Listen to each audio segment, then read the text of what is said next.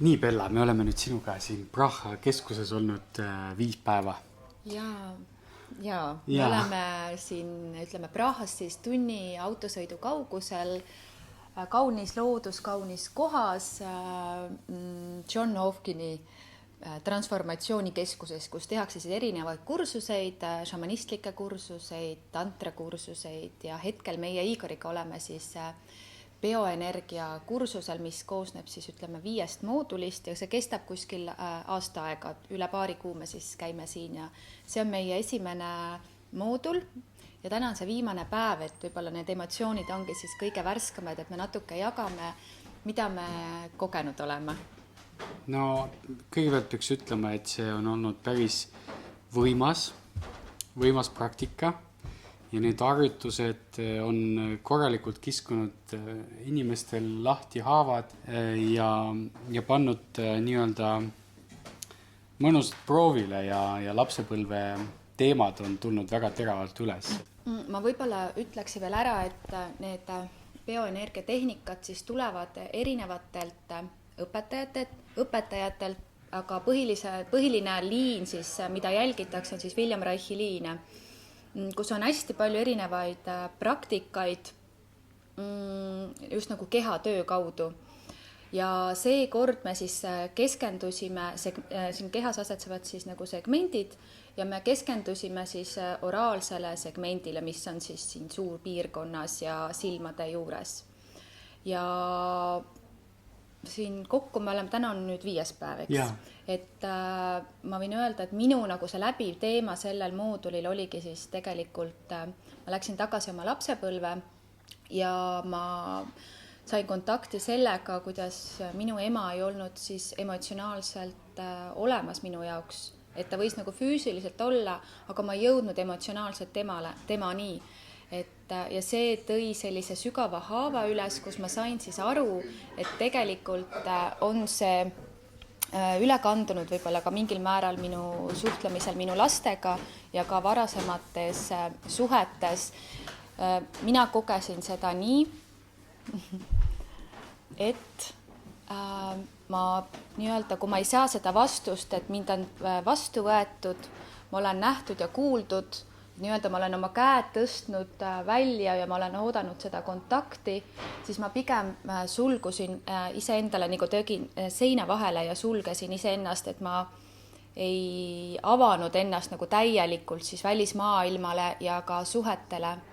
Ja see on tegelikult mingil määral olnud väga tugev taipamine minu jaoks.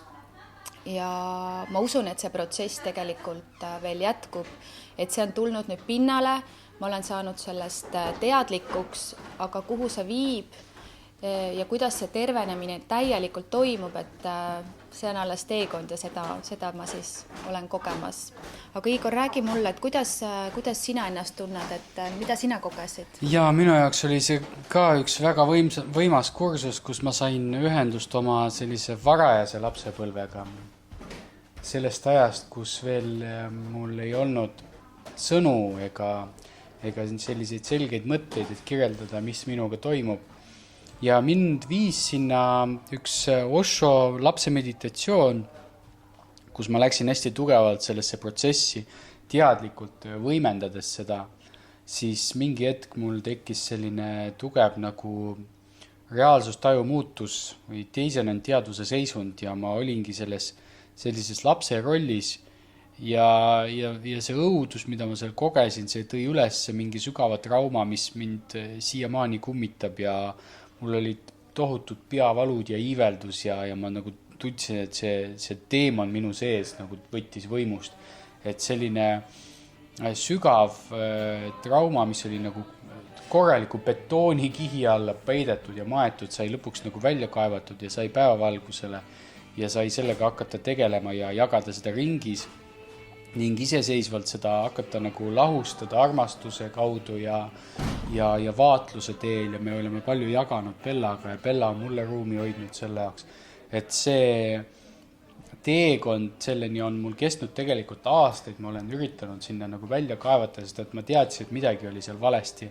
Ja see nagu nüüd, see Osho meditatsioon aitas mul sinna välja jõuda ja see välja kaevata. See ei ole üldse meeldiv kogemus ja ma päris tugevalt isegi kahetsesin vahepeal, et ma sinna jõudsin, aga samas see oli minu taotlus olnud pikalt ja ma olen tahtnud selle asjaga tegeleda. Ja võib-olla, kui ma veel ütlen kogemusena paarina, et me just eile jagasime tegelikult sinuga, et kui kerge on tulla üksinda neid praktikaid, neid retriite läbima, et kui see tuleb paarina, et siin omakorda võib tõusta nii palju asju ülesse, et mõned inimesed võib-olla ei suudagi seda koos teha, aga ma tunnen, et meid see tegelikult on lähendanud ja me oleme hoidnud teineteisele ruumi ja jaganud ja olnud toeks, et mina tunnen, et see on tegelikult olnud ilus kogemus ja samamoodi me oleme väljendanud, mida me mingil hetkel vajame, et kuidagi see dünaamika on väga ilusti läinud käima. On tõesti, et samas seda võib vaadelda kui sellist seiklust. Et mõned paarid lähevad koos näiteks suusamatkale või lähevad kuhugi haikima või lähevad reisile näiteks Barcelonasse 5 tärni hotelli, siis meie jaoks selline seiklusmatk on just selline retriidikeskust, kus me saame seigelda sisemaailmas ja kaevata välja sealt aardeid ja siis koos vaata, mis ma leidsin. Ja teine on siis ka nii, ma näen sind selles. Et kui sa saad seda kellegiga jagada ja olla selles kogemuses koos, siis see on nagu nii võimas topeltkogemus.